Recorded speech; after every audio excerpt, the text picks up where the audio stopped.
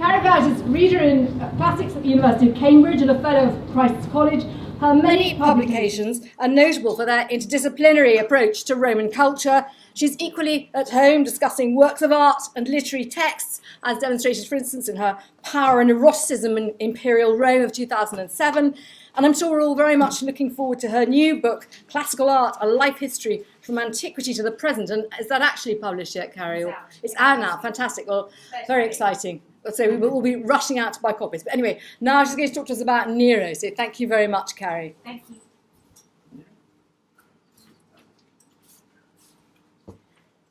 Thank you very, very much to the Roman Society. If I speak like this at the back, can you hear me? Yes. Jolly good. So thank you to the Roman Society, specifically to Fiona Hara and to Catherine. It's a great honour to me to be able to be part of the warm-up act for Catherine this afternoon. If it were not for Catherine's work when I was an undergraduate and a graduate, you probably wouldn't be listening to me now. So anybody that knows anything at all about imperial portraiture will know these iterations up here of Augustus, the first princeps.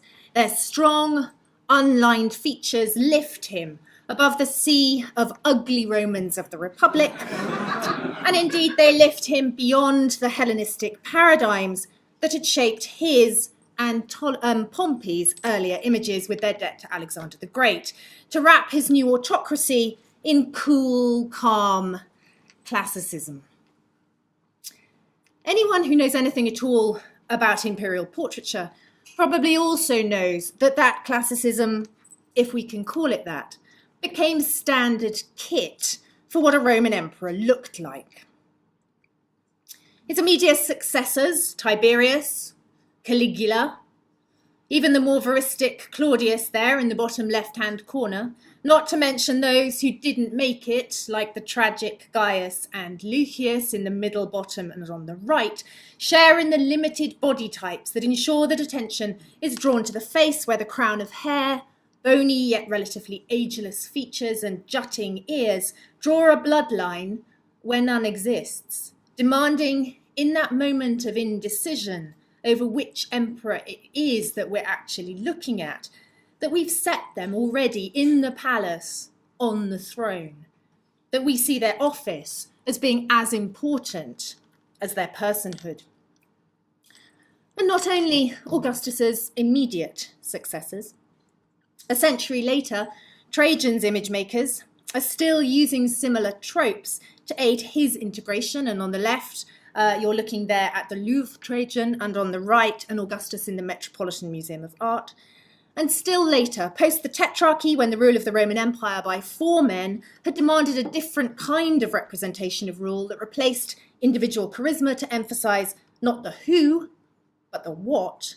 Even then, Constantine's portraits were keen to combine its immediacy with a familiar, old-fashioned model. And this time you're looking at a very late Constantine, again from the Met. So where does all of that leave Nero? And I show you here portraits from the latter part of his reign. And I show you his coins with contrast, a coin of Augustus and a coin of Claudius. Unlike Tiberius and Claudius, who were middle-aged when they came to power, and unlike Caligula, who assumed power at the age of 24, only to be assassinated less than 4 years later, Nero was but 16 when he became heir to the empire. If being an emperor already demanded being a man like no other man, then being a man in the making, a child emperor, created even more of a problem, an imperative, no less, to mature in the eyes of his subjects. Adopting a nigh-on unchanging image of the kind that had served elder statesmen such as Augustus, Tiberius and Claudius wasn't really an option for Nero. And I say nigh-on unchanging because obviously art historians have seen some evolution in the imagery of those earlier emperors and split their portraits into types. But for Nero to follow in the footsteps of Caligula the madman was also hardly advisable. Nero's image has to evolve more unambiguously.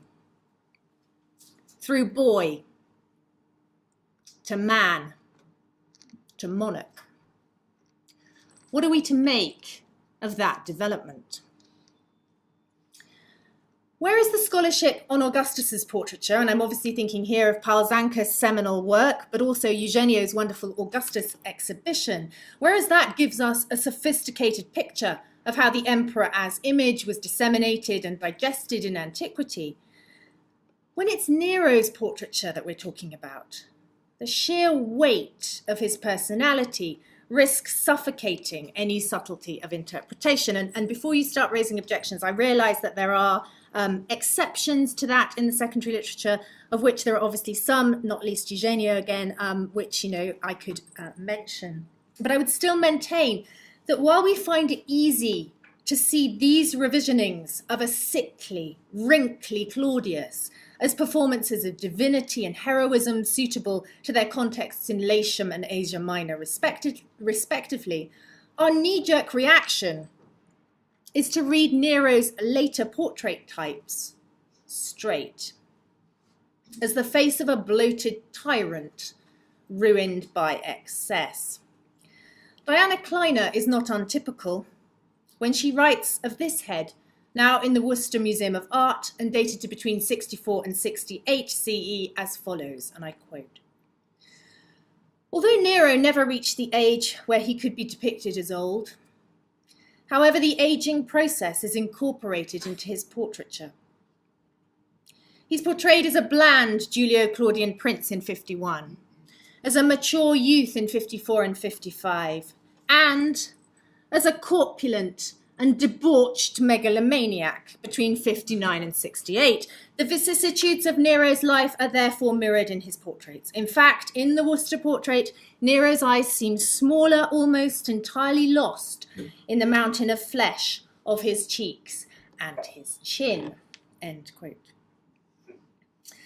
Well, we might laugh, but with Nero's enforced suicide in 68 CE came the end of the Julio-Claudian dynasty, and after a year of civil war, a successor, Vespasian, who aimed at keeping it in his family. And note the difference again in the style of his portraiture from what had come before and what would come again under Trajan, a verism to counter the extravagance of Nero with good old-fashioned Republican mores, but with enough of Nero's new weight or solidity.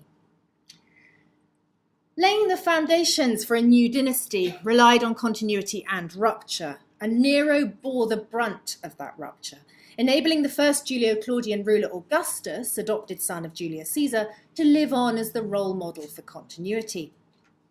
Nero's portraits were smashed up or they were recut. The grounds of the Golden House were given back to the people, and rumours about his reign were ratified forever. Almost all of the extant literature, I say that tentatively now after Dominic's talk, almost all of the extant literature is negative, and it's almost all posthumous. He's famed for sleeping with and murdering his mum, fiddling while Rome burned, kicking his second wife to death when she was pregnant, lighting his gardens with Christians, and so on. Stare at these images from that respective stance, and it's no surprise that we see the face of a bully. The Louvre online catalogue speaks of this one's, and I quote, "highly expressive appearance and rather brutal sensuality." But how, and this is going to be the first part of my talk, how did these same images, these of the most extreme type, issued in celebration of Nero's Decernalia in 64 CE, how did they work at the time? And by this, I don't just mean how did they relate to the flesh and blood Nero, but how did they relate to prior images of Nero and to images of his predecessors? How do we explain them? And that head on the left, just for information, is a marble head of Nero in the Munich glyptotek. Well, another way to look at Nero's position in history would be to acknowledge that when Nero came to power in 54 CE, the world had witnessed some 80 years of imperial representation, by which point the dead Julius Caesar, Augustus, his wife Livia, Claudius, and Caligula's sister Drusilla had all been inflated to become divi. This stairway to heaven, or slippery slope, begged bolder iconographies to invigorate what was quickly becoming a formula. Nero's extraordinary youth, which made him much more obviously than most a work in progress as an emperor, demanded that formula's explosion. If the weak and feeble Claudius could be given the body of a Jupiter or Achilles, and Caligula supposedly requests that his head be put onto the Phidian statue of Zeus from Olympia, then what tricks were left for Nero's artists? Beyond the palace, wealthy Romans, increasing numbers of freedmen among them, were themselves after new things to do with a visual language inherited from Greece and from elites close to the court. It's no accident that most of us think that Petronius's Trimalchio is a creation of this same period. There was only so much continuity even a copying culture like Rome could take. Might there be reasons, the question of the real Nero's dissolution aside, for his imagery finding an increasing wow factor in self-indulgence? Tackling that question means taking a step backwards. Back in the 50s CE, a classical Julio-Claudian mask served Nero pretty well, its forwards fringe and broad cranium making him look like the biological son that he wasn't, and the logical conclusion to a story of imperial succession that had been predestined from the very beginning. And on the left, you're looking at a bust from Olbia, now in Cagliari, and on the right, a young Nero from Rome.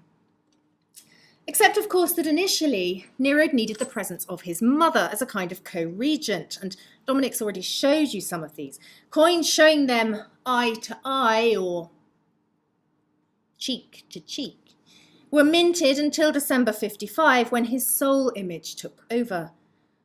One might wonder whether these images weren't the source of the rumours about their incest. Not only was it extremely unusual for the obverse to carry two heads, but the second type, up here, has its origins in the Ptolemaic court, where it stressed the tie between king and queen, a brother and sister. 4 years later, Agrippina was dead. Nero's public image, it had to change. What had been his ticket to ride, his mum, was now, in the light of gossip about collapsible boats and other such devices, a risky reminder of his ruthlessness. Independence, his independence, was now urgent. An independence so extreme, perhaps, as to take the heat out of family. What were the options? As I've hinted at already, Augustus's portrait types had set the precedent of only minor aging, suspending his imperial body in a semi-divine state as his human body laboured on into its 70s. Growing old was actually something that had yet to be suffered by the imperial image. But for Nero, growing old, in the face of conspirators who sought to slash him in his prime, and as importantly, growing up away from his mother's apron strings, away from the rumours that circulated about Claudius's death and deification, out of the constraints of tradition, growing up became imperative. Seen like this, his post-59 portraits are maybe less statements about his lifestyle. For all the discourse of trophée or luxury in antiquity, actually fatness, which is often a word that modern scholarship uses about these heads over here, fatness isn't really a topos in ancient texts. So what I'd say is that these are less statements about his lifestyle than they are examples of a deliberately baroque or overblown art style. Their features swollen, like the muscles of the Farnese Hercules are swollen, so as to push visual precedents to inflated levels where the only additional move left is bursting. We also see that in his penchant for the colossal, most famously embodied by the bronze statue that he commissioned in 64 to 8 CE for the vestibule of his Domus Aurea, which was itself so expansive as to seem like a complete universe in and of itself, and in a huge painted portrait some 120 feet across, which supposedly hung in the gardens of Myus. At a height of 30 meters, This Colossus of Nero, reconstructed for you rather hideously on the screen, which gives its name to the Colosseum, it exceeded all expectation. Its closest parallel, not an imperial prototype, but the Colossus of Rhodes. Whether or not its sun god features were also carved in his image, it's enduring evidence of Neronian distension. So Nero's love of going large swallows the sugarcoating of previous imagery, pushing the age-old equation between marble and flesh and man and God to its limit. In so doing, it accentuates the making in image making, whether that's in the machinery needed to construct a giant statue like this one, whether that's in the increased plasticity and textual contrast of his portraits, to quote Kleiner again, or whether it's in the fact that portraits like these ditch the straight hair of their Julio-Claudian predecessors in favour of increasingly elaborate strands that suggest hours with the curling tongs. These curls, the kinds of curls that Oscar Wilde will one day deliberately cultivate in explicit debt to Nero, underline that there's nothing natural about any of this. As is the case with the image of Louis XIV, all wig and heels, the emphasis is on constructedness, as the emperor and his court consciously perform the imperial role in ways that draw attention to its cultivation. This, in turn, draws attention to the artifice of all imperial portraits and appearances, exposing the systems previously unexamined within them, and thus short-circuiting the charges of delusion that were levelled at Caligula. Nero's portraits may, at first sight, look more realistic than those of Augustus and his heirs, but they're better understood not as more realistic, so much as more knowledgeable, more knowing, representative of an engorged aesthetic, the flip side of which would be the attenuated monstrosities that defined the contemporary grotesque on the interior walls of the Domus Aurea, with the grotesque representation was simultaneously invoked and discredited, writes Geoffrey Harpham. So too, I think, here, as the airbrushing, as we would call it, intrinsic to all portraiture, is actually put under the microscope. Not that the gross or grotesque is Nero's own making. That would be to privilege personality again, over genre, and it would be to privilege it over periodicity. Every period gets the politicians it deserves. And what we've said about his portraiture and his painting chimes with what was happening in art more broadly. And art historians such as Caterina Lorenz are actually very good on the increasingly disorientating effects of what she calls, and Eugenio's already quoted her on this, a pervasive form of virtuality, no less, being created by illusionistic frescoes and, as we've just seen, mosaics across Italy, which again chimes with what was happening in the theatre with its increased taste for realism. Seneca, writing in the late Claudian or Neronian period, transfers Medea's murder of the children from the wings where it had been in Euripides' play onto the stage in front of her husband. Lucan, who will be forced into suicide by Nero at the age of 25, composes an epic on the conflict between Caesar and Pompey that revels not in the beautiful deaths of its heroes, but in mutilation and self-destruction. How unseemly does Medea's behaviour have to be before anybody stopped watching? How cruel Caesar's civil war to resent his Julio-Claudian legacy? How blown up the image of one's emperor to ensure his autonomy or incite one to press detonate and end the Julio-Claudian dynasty altogether?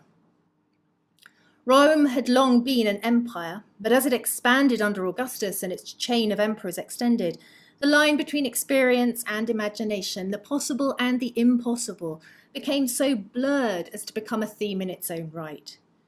Seen like this, Nero's Rome is by necessity dissolute, well before the criticism that comes of Flavian ascendancy.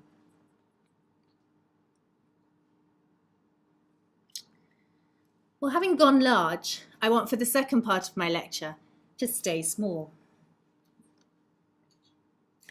The damnatio memoriae suffered by Nero means that his portraits and not as numerous now as we might have hoped them to be. But one of the most interesting things to note here, if it's ancient understandings of his imagery that we're after, is how he's not always erased from dynastic groups. Take the marble statues displayed in the Basilica of Velea in Italy, where a portrait of Nero as a boy in the toga praetexta, with actually quite a lot of traces of red colour still on it, and disc or bulla of a prepubescent male, but the outstretched arms, perhaps one of them holding a scroll, of a performative man, remained on display after his death, when the group was augmented by a nerva, which appears to have been recut, as so many nervas are, from a mature statue of Nero. And I should say that there's been a bit of scholarly disagreement about the child's identity, seen here in another version, now in the Louvre, but most agree that it's Nero, as epitomised in 50 CE after his adoption by Claudius. It's certainly what Boschung thinks, and I would go with that on the basis of coin portraits, if nothing else.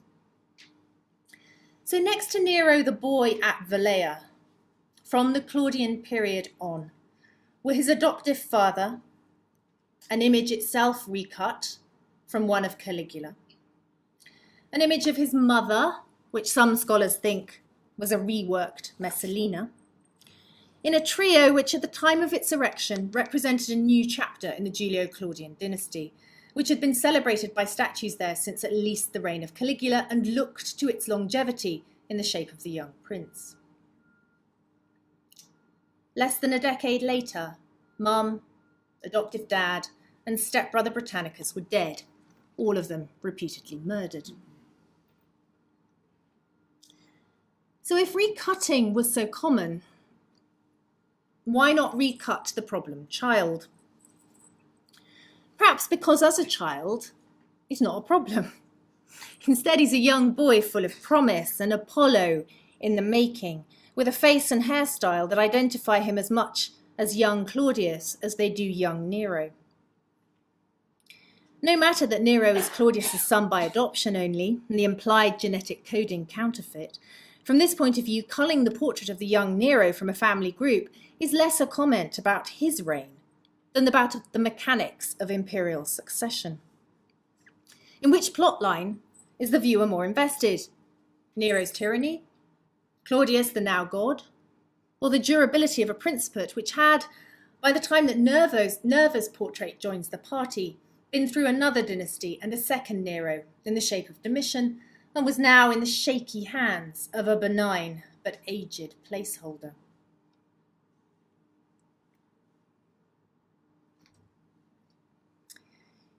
Putting Nero's statue from Velea next to his late portraits offers us an extreme example of three related issues that impact on how his image was read at the time. First, longevity, second, replication, and thirdly, adaptation. When Kleiner speaks of the evolution of Nero's portrait from bland Julio-Claudian prince in 51 to mature youth in 54-5 and so on, she fails to take account of the arrested development that comes of continued display. When a new portrait type was issued, to mark 10 years of Nero's reign, for example, not all earlier images were confiscated, any more that his images were all warehoused after his death. In that next decade, he appeared as a child, adolescent, adult, simultaneously. After his death, a few of his boyhood portrait types remain on public view, not to mention those which were reworked into portraits of Nerva and other emperors, with just enough of Nero's styled locks or fleshy neck and double chin to assert his having been there. Occasionally, he was denied existence altogether, his portraits recut not as subsequent rulers, but as Augustus, thereby reversing the course of history. The resulting loss of mature portraits enhances their celebrity and the celebrity of Nero himself, creating a space, I think, for the kinds of impersonators, the false Nero that we were talking about before, to spring up after his death, as well as a fashion for coins from the last years of his reign as late as the 2nd century, and contorniettes that were made well into the 5th century CE.